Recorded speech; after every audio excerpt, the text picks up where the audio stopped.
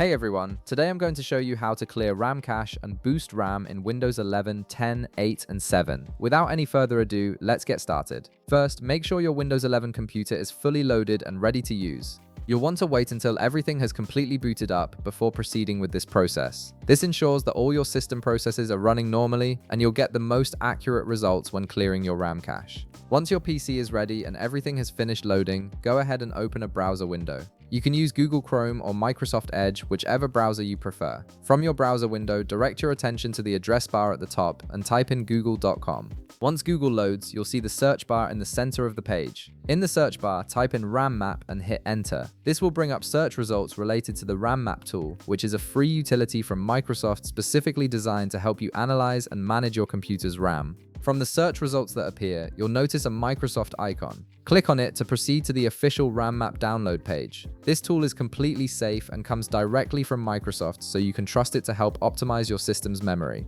Once you're on the RAM map download page, you'll prominently see the download link displayed. Go ahead and click on it to proceed with downloading the tool. The file is relatively small, so the download should only take a moment depending on your internet connection. After the download completes, locate the file in your Downloads folder and run the RAM map application. When the application opens, you'll see various tabs and information about your system's memory usage. Now, look for the Empty tab located on the top part of your RAM map window. Click on it to reveal a drop-down menu with several options. From this menu, select Empty Standby List. This action immediately clears your RAM cache and boosts your available RAM by removing unnecessary data that Windows has been holding onto in standby mode.